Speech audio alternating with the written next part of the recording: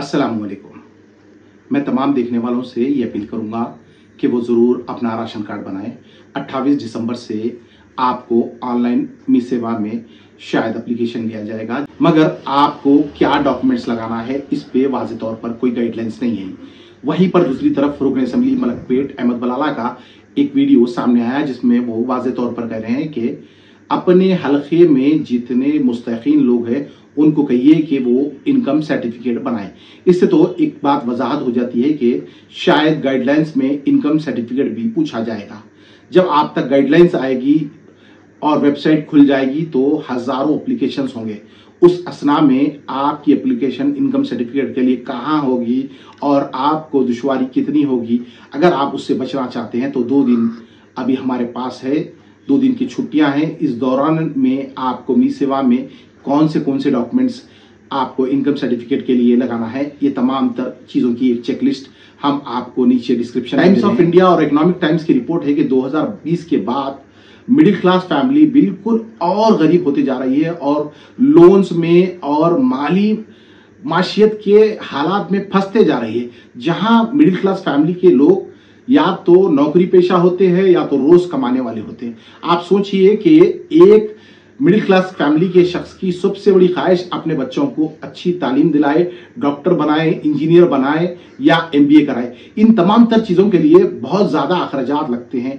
आज ही के दौर में 10 लाख, 20 लाख, 25 लाख और 50 लाख हो रहे हैं। तो सोचिए कि 2030 और 2035 तक क्या ये कितने हो जाएंगे, इसके आंकड़े कितने डबल होंगे, आपको हम टीवी स्क्रीन पर बता रहे हैं। इसके साथ साथ नाजरीन, मिडिल क्लास तबके में एक जो बहुत बड़ा मसला है कि सेहत की शोबे को लेकर हम अपनी सेहत को जब तक गौर से समझते नहीं है और देखते नहीं, जब तक कोई ऐसी चीज हमें दस्तक ना दे दे, जब तक। और खास तौर पे खवातीन में टाइम्स ऑफ इंडिया और इकोनॉमिक टाइम्स का सर्वे है कि खवातीन में कैंसर जो पाया जा रहा है उसमें ओवेरिस का कैंसर, ब्रेस्ट कैंसर और सर्विकल कैंसर, इनमें बहुत से 6 लाख से ज्यादा खर्चे तो आपको कैंसर ट्रीटमेंट में है।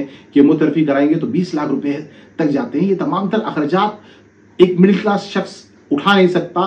कहीं ना कहीं वो शख्स समझ सकता है जो इस हालात से गुजर चुका है। इन तमाम तर चीजों से बचना है तो हमारे लिए आरोग्यश्री कार्ड एक बहुत बड़ा हथियार साबित होगा। चाहे वो हिंदू हो, मुस्लिम हो, सिख हो, ईसाई हो, इंसानियत किसी का कोई मजहब नहीं पूछती। तो मैं एक इंसानियत के नाते आपसे ये अपील करूंगा कि आप जरूर अपने दोस्त, अहबाब और रिश्तेदारों को भी राग़िब करें कि वो जरूर अपना राशन कार्ड का एप्लीकेशन डालें और हो सकता है कि आपको इनकम सर्टिफिकेट जरूर पूछे। नाजरीन, जहां एक तरफ मिडिल क्लास शख्स अपने खर्चात और अपनी माली माशियत में फंसा हुआ है।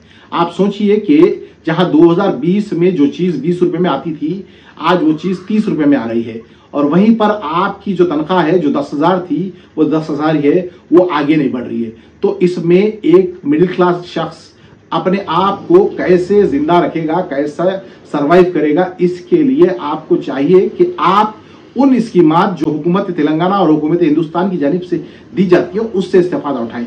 कई मिडिल क्लास के लोग लोन्स में फंसे हैं जो गैर मामूली तौर पे ऐसे लोन्स हैं जो आपको जकड़ के रखे हैं। RBI की भी गाइडलाइंस से आप देखेंगे तो दिखाएगा आपको कि वाज़ेह तौर पे अक्सरियत जो है मिडिल क्लास और गरीब लोगों की कोई ना कोई छोटे छोटे लोन्स में फंसे हैं। इन तमाम लोन से निकलने का हमें एक अच्छा रास्ता शायद आने वाले वक्त में तेलंगाना हुकूमत की जानिब से कोई अगर लोन और या सब्सिडाइज लोन की स्कीम शुरू होती है तो उससे मिलेगा। तो ये तमाम तर चीज़ों के लिए हमें राशन कार्ड की ज़रूरत है और ज़रूरत पड़ सकती है। तो ज़रूर आप अपने राशन कार्ड के लिए मेरी आप तमाम से गुजारिश है कि इनकम सर्टिफिकेट बनाइए। इनकम सर्टिफिकेट शायद आने वाले वक्त में आपको गाइडलाइंस में पूछा जाएगा और जब आपसे पूछा जाएगा, जब तक आपके पास उतना वक्त होगा या नहीं होगा, हो सकता है कि आप इनकम सर्टिफिकेट में बनाने रह जाए और आपका वेबसाइट बंद हो जाए, क्योंकि वेबसाइट 15 दिन खुलेगी, 20 दिन खुलेगी, महीना खुलेगी, इसका कोई अंदाजा नहीं है। क्योंकि अब तक कोई गाइडलाइंस सिविल सप्लाई डिपार्टमेंट की जानिब से वाज़ेह तौर पर सामने नहीं है।